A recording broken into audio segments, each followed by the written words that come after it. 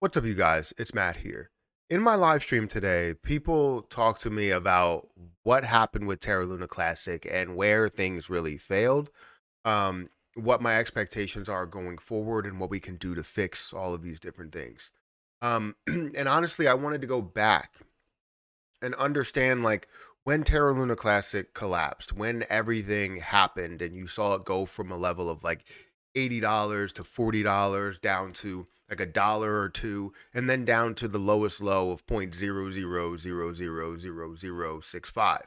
Um, Seeing it at some of these low levels was just unbelievable to me, right? Because I didn't think that Terra Luna Classic 1 could fall that far. It was Terra Luna at the time because of how much hype and how many people were involved in it, how many people were with it. People were telling me to get into this project left and right. They were like, "Hey, you need to talk about this project. It's already at, a $40 billion market cap and it's going to skyrocket from here, and it's the first algorithmic stablecoin that's actually working and all of this other stuff." And I thought, the only reason I didn't get into it was not because I didn't think the technology or anything would really work. It was because of the fact that I thought that it was already at a level to where I couldn't gain a crazy amount or I couldn't gain a decent amount from.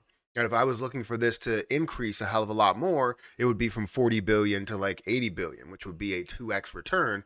For a lot of people in the stock market, that's amazing, but in the crypto market, there's a ton that you can get with a 2x return, 3x return, 5x return, 10x return, because we are in the beginning stages really of crypto, of adopting crypto. But, anyways, as we looked at that time, it decreased all the way down to these lower lows. And, it got me thinking, like, if it got back to that point, right, Terra Luna Classic crashed again, right, got all the way down to that point. Um, what do I do differently this time? And not only from a perspective of just trying to make the right move to make so much more money, but ultimately in the decisions that we made in this past year, what do we do differently? What can we learn from this situation? And I'll tell you what we can learn from this within this video. So, guys, hit the like button, hit that subscribe button, hit that notification bell for more videos like this one. Also, make sure you check out some of the links down below. It does help out the channel. And if you guys want to follow me on Twitter at Perry8K, you can follow me over there. Now, we can all look at this from a price perspective and go, all right, well, definitely if it gets down to the lowest low possible, the thing that I would do is invest more money. And 100%. Understand that I tried to invest more money. I put in $43 at the lowest point possible, ones that aren't even recorded. So the lowest point possible at 0.000000, like 6.5 or 6.8 or something like that. I don't know the exact price. I know that I got for $43, I got 63 million coins, right?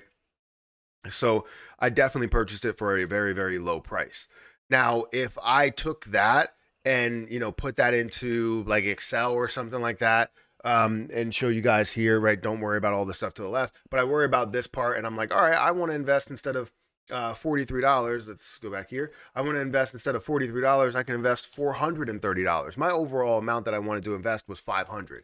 I would have 632 um, million coins. That's a lot, right? I could have invested $1,000, which was kind of crazy for me. I only wanted to invest about 500, even though I had a decent sized cash flow then to put into cryptocurrency.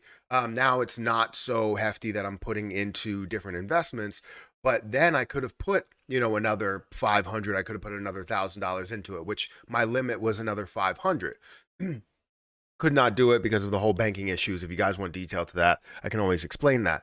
But honestly, that's the one thing that I would change from a price perspective. I would love to have put the original amount that I wanted in here, and then I would have been able to gain probably somewhere north of $300,000 from this rather than the $30,000 that I did end up getting to for a peak point. But anyways, let's talk about something different, instead of just the how much you can gain out of it, because it's not only about that. Yes, we all want to put more money in at the lowest low and capture it at the highest high. That's understandable. But I think the thing that's more important here is about what we do as the community, what we do and all the decisions that we made. And honestly, I think the things that I would do differently is probably fight for the fact that we need to kind of push these exchanges to do this burn tax. Because when it did collapse, it was all about finding a way to limit or decrease that supply. And if we could find a way to decrease that supply, a solid way to decrease the supply, we would have been set. And I think we needed to get more people on board with how that will affect the overall position, because I think people were still skeptical because they're not sold on burns yet. There are a lot of projects out there and people are like, look, burn projects don't work because it hasn't worked in the past, right? Just because, someone didn't have electricity in the past doesn't mean someone can't create the light bulb, right? So you have to find a way to do this stuff, and this would have been the perfect opportunity to show that burning can recover this project. And that's all we really needed to do was burn. So the 1.2% tax was implemented fairly quickly, and if we would have found a way to push that to exchanges and communicate that to exchanges and get it all together, that would have been the best thing possible for this project. But instead, we decided to kind of distract ourselves with utility. And even though utility is very important, we distracted ourselves from this with utility, saying that it was necessary to see a bunch of utility created, as much utility created so we can see more volume. We were seeing the volume then and there. We were seeing billions of dollars that were flowing through Terra Luna Classic. And we decided to ignore that, the billions of dollars that were flowing through it in trading volume, and decide to move towards utility, at which nobody was purchasing on the DEX side unless unless you saw people that were deciding to stake. So during that period, we should have changed to where once we implemented staking, we implemented the 1.2% burn everywhere, right? And tried to do it on the DEX side, but then also trying to implement it on the CEXs. So if money is flowing over there, it's 1.2%. It's not going to kill anybody. We pay more than that in our sales tax, right? Most of us. Some of us don't pay that at all. But if I pay 6% in every purchase that I end up making, I'm okay with paying 1.2% here if it's for the greater good or the greater cause, right? For this position to get back to normal. That's what I would change. 100%. I would fight for this a lot more. And I feel like I didn't do enough. I feel like others didn't do enough either. And now we're kind of back to square one. A year later, it seems like we're trying to get the same thing to happen, right? Recover the chain, recover what Terra Luna Classic was, restore what USTC was, and restore the algorithm, right? And it's like a revolving cycle. I mean, we learn from all of this, but it would have been great if we would have just jumped into it and figured it out right from the beginning. We should have learned from this after we saw that the volume didn't decrease, or sorry, the volume didn't increase with the burn tax that was lowered to zero point 0 or 0.1%.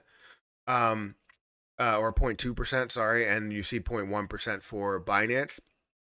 So we should have just reverted back, and stayed at the 1.2% and then tried to get that implemented on the exchanges. I'm still on this because it would have worked.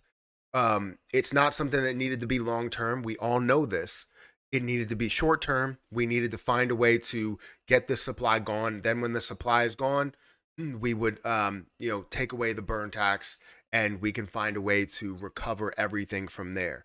But the method that we took, we focused on maybe some businesses making some money, some profit, and now Terra Luna Classic is suffering in the volume, in volume here.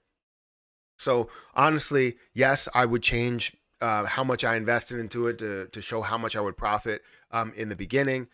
But I would also change, what we end up doing, what we end up fighting for when it comes to what path we took. But you can't go back and change the past. You just have to live with the decisions that you made. And we have to try and, do this thing, kind of from here. And I think we can. I think we can build this thing back up. But it's just going to take a lot more because we don't have as much volume as we did in the beginning. And maybe we will when we see a bull run, we'll see a lot more volume, but we don't have as much hype as we did when we saw Terra Luna Classic all the way down at its lows and people were capturing it for a very, very low price. So guys, Let me know what you think about this. Does this make sense? What would you change? Obviously, you'd probably change the amount of money you invested at the lowest point and just find the highest point for this area that we're in and just try and profit the most. But honestly, would you change the same thing when it comes to the path? Or would you decide to do everything the same way? Guys, hit that like button, hit that subscribe button, hit that notification bell for more videos like this one. I'm going to get out of here and I'll catch you in the next video. See ya.